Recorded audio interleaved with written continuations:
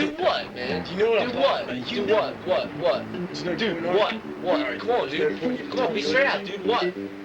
No, fuck that. You're the one who's straight out fucking. You want me to be straight out? Yeah. Maybe I'm wrong, but this is my opinion. You should listen to it, man. Fucking, like, maybe even think maybe I am doing this, man. But listen, Oh yeah, maybe it is right. So you should keep like. talking.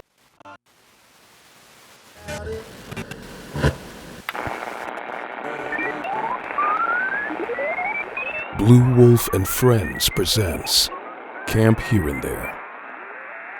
Episode 38, A Demon and a Devil.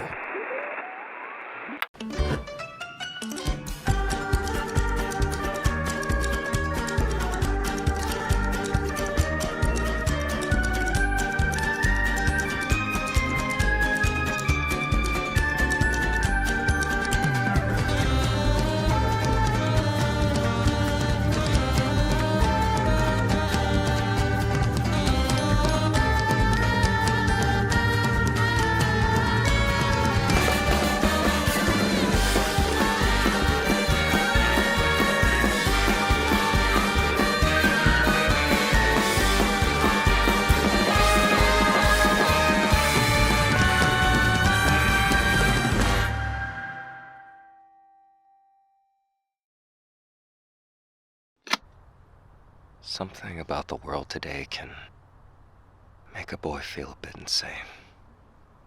Attention, people of Camp Here and There. This is not a drill. Yellow-billed cuckoos circle above my head day in, day out, swirling below the thick curtain of clouds. Their cries in my ears never cease aching in the marrow of me.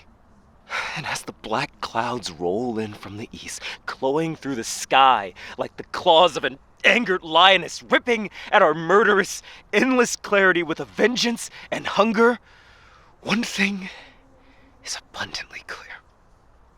A storm is coming. A storm like no other. The sky, the amazing, terrible sky, it hates us passionately. It breathes with anger and disgust. The vastness in its rage is barely one's to comprehend, for it is God in its own right, but never so merciful as our dearest, pathetic idols. I say this every year. I know, I'm a broken a broken ticking. I know I'm crying wolf every day, but the visions, the wretchedness of swirling clouds and lightning and thunder and stars exploding across eons, the reek of petrichor, of ozone, bright and blinding in all my senses, those visions, it is not the same. I never dream. It has never been so angry. We did something. I don't know what, but it's our fault. There's something very wrong with everything. The world, it's the sky. It's all so angry and it consumes. We must say our Hail Marys. I don't know the solution right away, but I'm going to try and think of something. There has to be some form of protection of structure, maybe, that we can build. Oh no, the storm will eat it. But maybe, I don't know. We have to figure it out. But we have about a month's time. My vision was very clear. For now, please pray. It's all we can do until we can figure out a solution to this maddening coming of the heavens' wrath. Do not listen! You! Give me that! Stop! He speaks of prayer, but not the virtuous kind. The storm, I believe it. I see the way the leaves I've swept up on the stoop are stirring in the summer breeze. They, like you, are nervous. It is coming.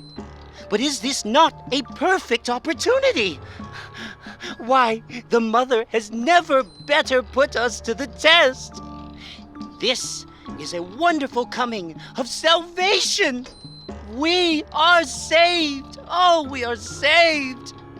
I must dance. Out of my way.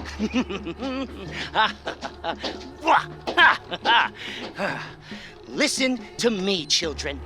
The answer is clear and crystalline. We mustn't waste it.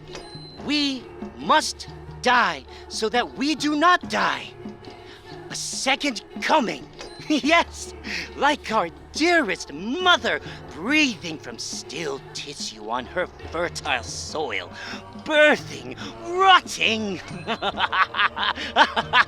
Alive, alive, alive. None of us have to die, dear children. The mother loves you. She will take care of you. You will never again fear death. Imagine a world where you are eternally protected, held gently by her, and never again will you feel pain, wound, agony, or the dizzying cold of fear. Without death, without pain, you no longer succumb to the instincts of your mortal flesh. We are released. You are released, yet never lost. You remain loved. There is such warmth, children. Each and every one of you will feel an eternal hug. Oh, can it, you freak zealot. Such aggression. This is giving me a migraine. The way you're talking, we'll all end up with our minds turned to dust like the gravediggerous.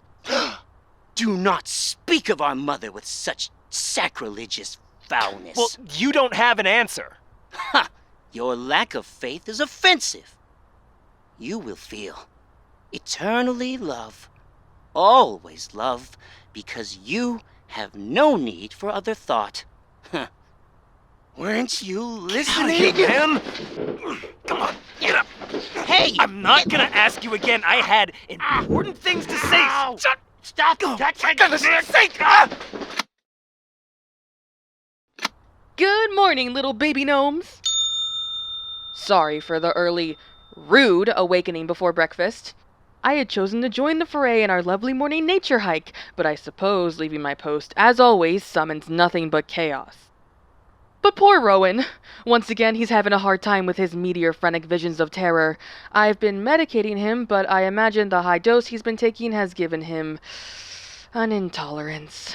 So it makes sense they've gotten worse. No matter. Leave him be, please, children. He'll calm down once he's spent some time inside. Juniper, you can handle cabin magpie moth on your own for a day, can't you? As for Soren... Ugh, what disrespect! Honestly, Soren, your utter lack of decorum never ceases to astound me. Again with, I remind you, terribly illegal necromancy. The gall, the chutzpah to suggest such things. Another suicide pact? Really? In front of the children, no less. Have you no shame, you soulless scarecrow? Your macabre obsessions are a black mark upon this camp's fair reputation. We are here to nurture young minds, not twist them with your grotesque stereotypes of eternal unlife, cur, scoundrel. To drag everyone else into your stupid, twisted death fantasies is beyond the pale. The impropriety, the flagrant flouting of basic social norms and legal statutes, it dumbfounds the mind. For shame, Soren, for shame. You know full well that necromancy is strictly forbidden, and for good reason too. You know the creatures you're gearing to tempt won't actually live, and you don't know a thing of the pain you're planning to reap upon them. But you never think these things through, do you? Always so impulsive, so reckless, barreling ahead with your perverse experiments without a thought for the consequences or the subjects. You are a pathetic, loathsome creature, you foul and fetid waste of space! Oh, woe is you! Woe and thrice woe! Whoa, Sydney, calm down.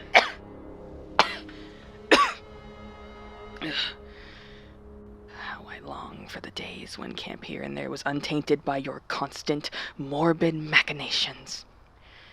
There will be no raising of the dead here, no matter how poetic you try to make it sound with all your flowery talk of eternal love and freedom from pain or whatever.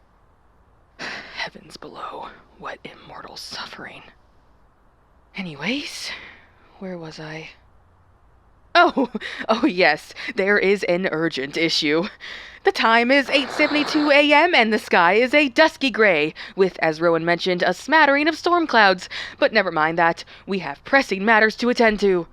So there we were, traipsing through the woods like a bunch of oblivious little smurfs, enjoying the ambient sounds of bird and water. But as we admired our hefty footwork and gathered our wits to head back for the showers, the air started to crackle and split. I could feel it in my bones. Campers, we had disturbed something ancient, something previously a slumbering, something infinitely legged. Turns out, Teensy Tommy had wandered off into the foliage with a few choice stragglers and stumbled over a long-past votive shrine. The campers, the poor dears, they had no idea what they'd wandered into. One minute they're skipping along, picking wildflowers and singing campfire songs, and the next, the ground beneath their feet starts to tremble and groan, like a cranky old woman disturbed from her hibernation. The trees, they creaked and cajoled as they pulled their gnarled roots from the earth, shaking off clumps of dirt like a dog shedding water. Branches twisted and reached out with skeletal fingers, grasping at the terrified children who scattered like startled rabbits. And the vines, they slithered and coiled around our ankles and wrists, dragging the poor darlings kicking and screaming towards the hungry, gaping maws of the awakened forest. The flowers, once so innocent and delicate, now sprayed clouds of shimmering pollen that left the rest of the campers stumbling and giggling like a bunch of drunken hyenas. Their eyes glazed over with a kaleidoscope of colors, their minds lost in whimsy. What a sight, I must say! And at the center of it all, I could feel the ancient spirit stirring, its consciousness unfolding like a delicate fern in the morning light. It was confused, disoriented, lashing out at the intruders that had so rudely disturbed its slumber. And then I saw her.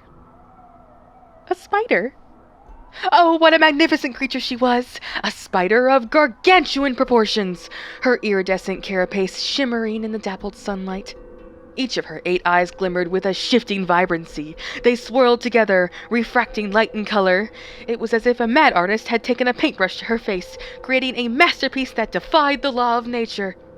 As I stood there, transfixed by her otherworldly beauty, I watched as she began to spin her web. Silvery strands of silk shot out from her spinnerets, weaving an intricate tapestry that sparkled like dewdrops in the sun. The campers, still trapped in their pollen-induced haze, stumbled helplessly into her sticky embrace. One by one, she wrapped them up into her silky cocoons, their muffled screams and giggles echoing through the forest. Some struggled feebly, others simply lay still, their faces frozen in expressions of blissful oblivion. It was a ghoulish ballet, a twisted performance. She moved with a fluid grace that belied her monstrous size, her kaleidoscope eyes glinting with a savage intelligence. I could almost hear her thoughts, a timber whisper that slithered through my mind. "Intruders," she hissed, "defilers of my grove. You shall pay for your trespassing with your flesh and blood." I tried to plead with her to please listen to reason and spare us, but she just wouldn't. Gracie laid on the ground in resolution, quietly accepting her fate. But at this, the spider froze and stared at Gracie, whom of which stared back. It was as if the two were having an engaging dialogue. Perhaps a being as ancient as her hasn't had the company of chatter in many millennia, and missed the opportunity. But this appeared to keep the spider preoccupied, so I ran as fast as I could to fetch help. "Counselors, we have to get a party together to go out there and save those campers. Please?" For kids not currently toiled up in a web of hallucinogenic silk, you have a normal day, while our brave rescue party ventures forth into the tangled heart of the forest to negotiate the release of your ensnared comrades. The rest of you lucky ducklings get to enjoy a delightfully diverting day of camp activities. First things first, all campers are to report to the mess hall immediately.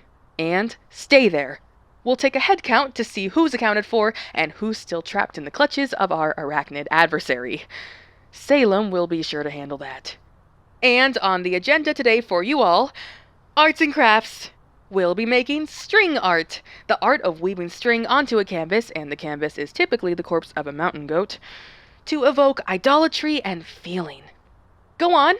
Perhaps the ancient spirit will be so touched by your heartfelt creations in her home craft that she'll release her captives out of sheer artistic appreciation. And for today's breakfast, baguette tape, a continuous strip of chewy baguette rolled neatly onto a plastic dispenser. The texture is reportedly, quote, mildly loose. Honestly, Matthew, can't you come up with something more creative than eternally unspooling strips of food? Come on, it's getting stale. Baguette tape is banned, Matthew. Okay, rescue team, go now!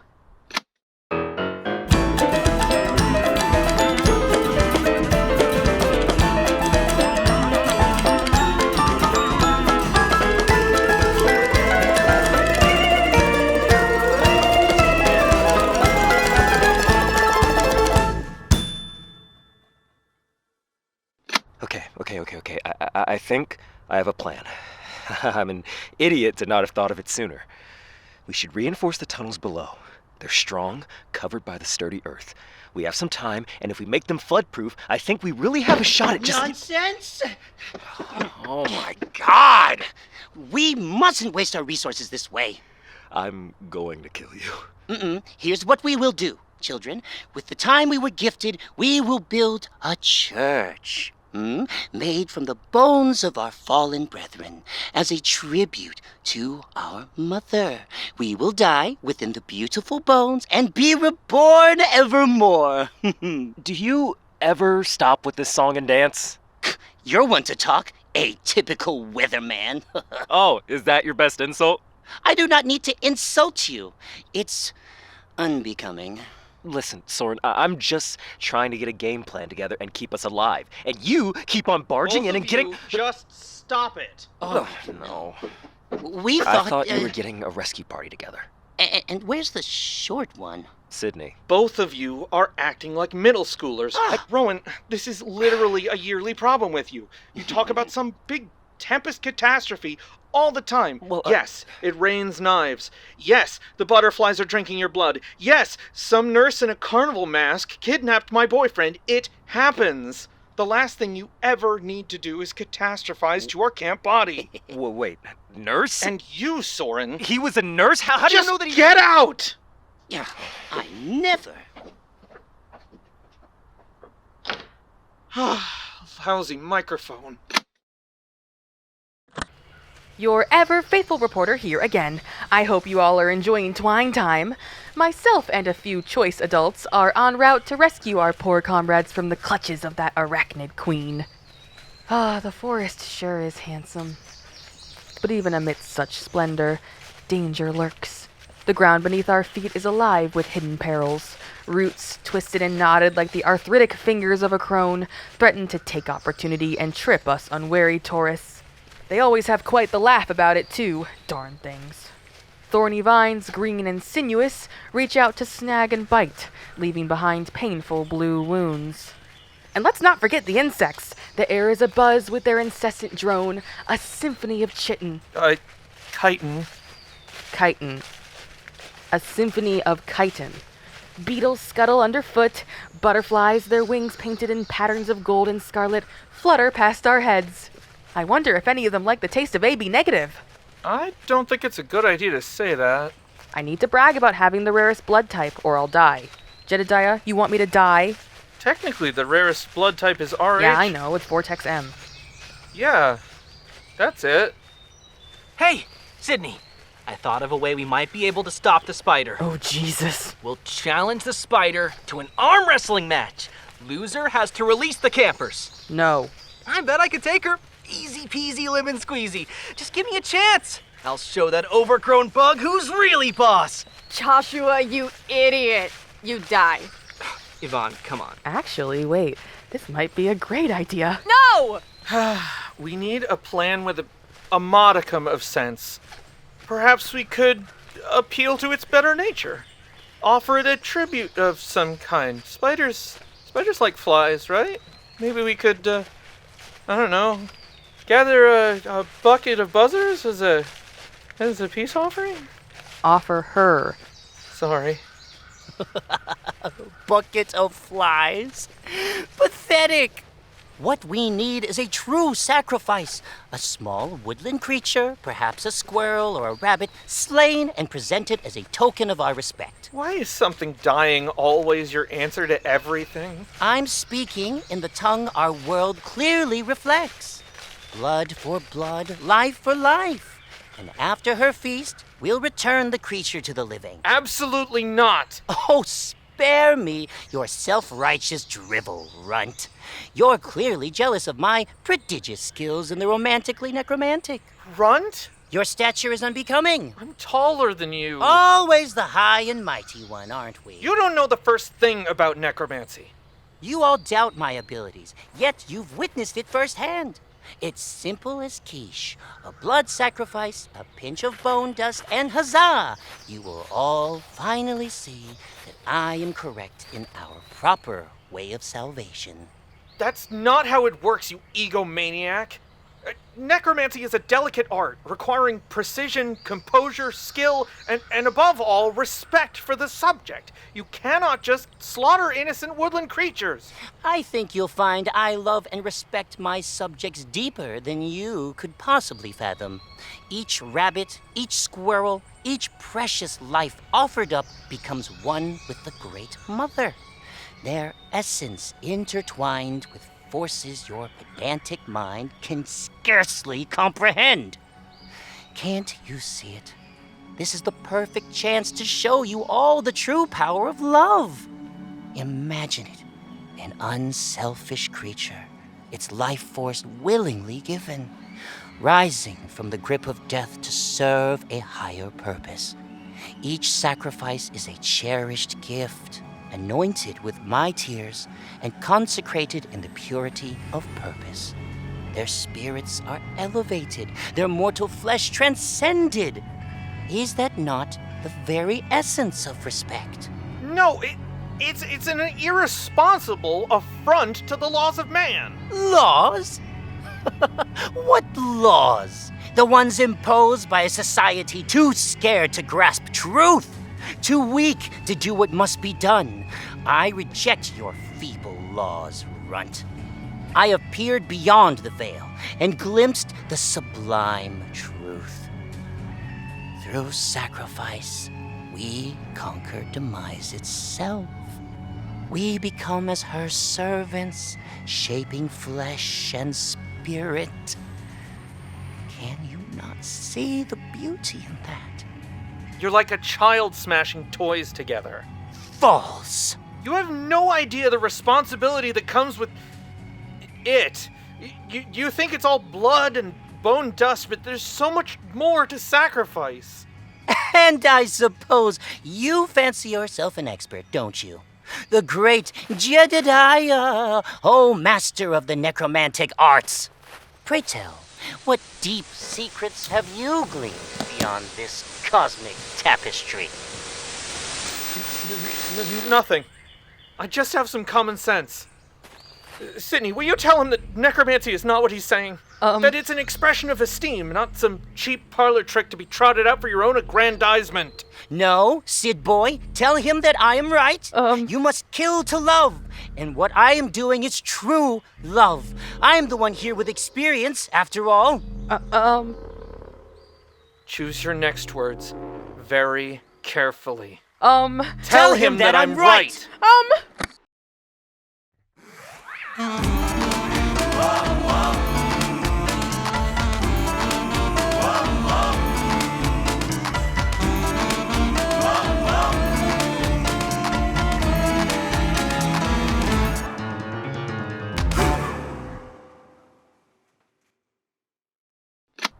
Our party has returned victorious! As we ventured deeper into the forest's shadowy heart, the ancient spirit's agitation grew with every step. The trees shuddered and groaned, their leaves rustling with an ominous whisper, vines coiled and slithered. Then we found her, the Spider Queen, in her iridescent spidery glory, her web a shimmering complexity. The campers were still there, suspended in her silken embrace. I was almost jealous. Held so gently, ready for consumption. But your parents would be quite upset if we didn't have you all home at the end of summer, so we had to come to an amicable solution. Gracie had since been wrapped up too. I suppose whatever chat they'd had, it simply wasn't entertaining enough to hold the spider's attention. I don't blame her. On the best of days, all Gracie can talk about is what types of plants would win in a fistfight. She has very strong opinions about the uppercut potential of a well-to-do sunflower. Like, I get it, Gracie. But we were transfixed, like gazing into the heart of a kaleidoscope, a dizzying vortex of color and light that threatened to swallow us whole. Petrifying, I say. Joshua, who was so convinced he could snap its legs like the big man he is, wept at the sight. Any plan we'd cooked up melted in the awe of her becoming. All we could do was stand there and try not to be seen. Still, I figured I'd try to reason one last time. Great Spirit, I whispered, we come not as intruders, but as beggars. We seek not to defy your will, but to know it. And I knelt to show her I was beneath her, which, frankly, I was. And then, wonder of wonders, she spoke. Her voice rang clean and cold, like a train whistle slicing open the horizon. Child, she said, the world has changed, and I with it. I mistook you for its venom. Forgive me. That was a relief. She wasn't planning to cook us into spider stew and slurp out our insides after all. Just a big misunderstanding. So I bowed my head and said, Your grace is a balm on our humble weakness. We ask only for the safe return of those in our care. I gestured to the group, and the others began subtly coaxing the children down from the gossamer threads. She watched me with something like fondness. Then, you are a curious thing, she said. The world tilts in your shadow, though you remain unaware. And I didn't know what that meant either. I mean, sure, the saplings shiver when we walk by, and the sky's been weirdly alert, but I figured she was just being poetic. You know how ancient spirits are. So I just nodded like I understood. Good old diplomatic Sydney, ever the interpreter of cryptic spider prophecy. Meanwhile, Joshua was gathering the disheveled campers up like a mother hen. Everyone was kind of shaken. Even Gracie, usually so stoic, looked rattled from her brief stint as spider bait. But everyone is home safe. And I think Jedediah kept some of her silk. Says its tensile strength is unmatched. Let's go over tonight's activity, shall we? Tonight is the infamous Caterpillar Vigil. You all remember this tradition, right? Every single camper must assemble in a flawless circle and affix their gaze upon the humble, single caterpillar, unblinking for as long as possible until our sir decides to leave. No one knows what happens if you break first, but he seems to know. And for dinner, late dinner, suspiciously caterpillar flavored. Don't worry about it. Have a good night, little ones.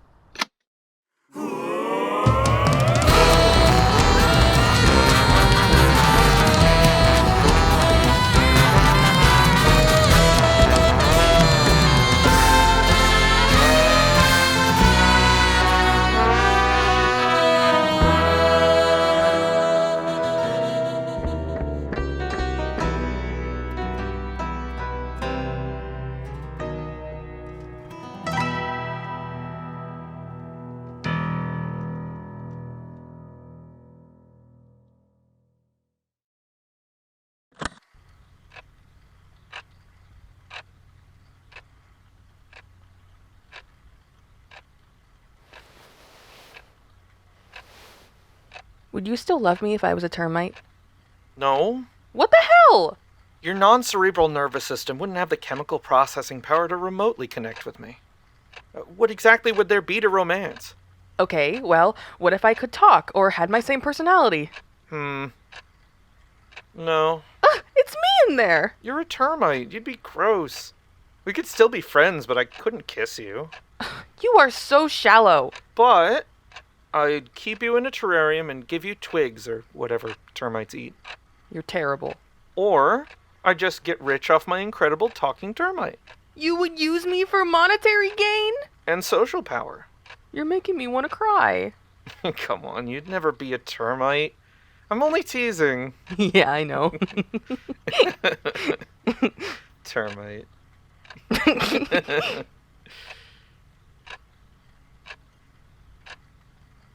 Did you know termites mate for life? Yeah? Yeah. They find one another and found a colony in lasting matrimony. Once two termites come together, they grab on and they never let go. Till death do they part and all that. I see. But the time before a union is dangerous for nuptials. Most don't make it out alive. They get eaten or starve themselves. I always found beauty in that. In the ways they'd just as quickly die for a chance at love. Flying into the snapping jaws of predators if it means an eternal companionship. I guess it does sound fairly romantic. Doesn't it? In a twisted sort of way. I guess. You're pretty poetic right now. I guess I just feel it. They make a little termite colony together, the king and the queen, and live inseparably in their little termite nest. Mm-hmm. Anyways, I would be your termite queen.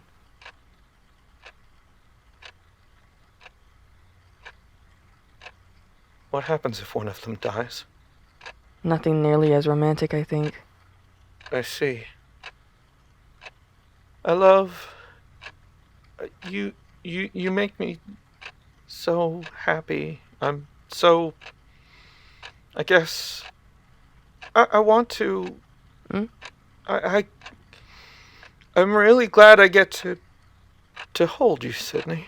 Yeah, I'm glad too. It's... No. I don't think I express... I don't think I say it enough. You're okay. You've been so patient with me, and it's... I know things aren't, I guess, always fair for you, but... It's okay. But you really make me happy, and I want to thank you for, I guess, letting me get together, you know? No, I'm not sure I do.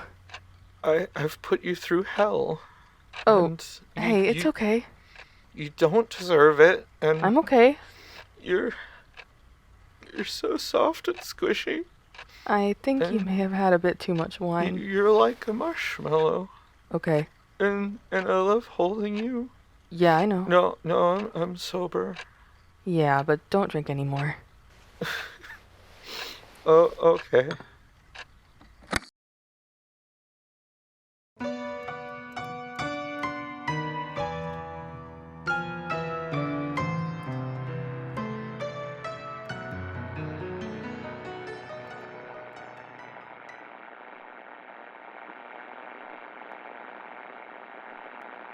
Today's episode of Camp Here and There was written and directed by Blue Wolfe.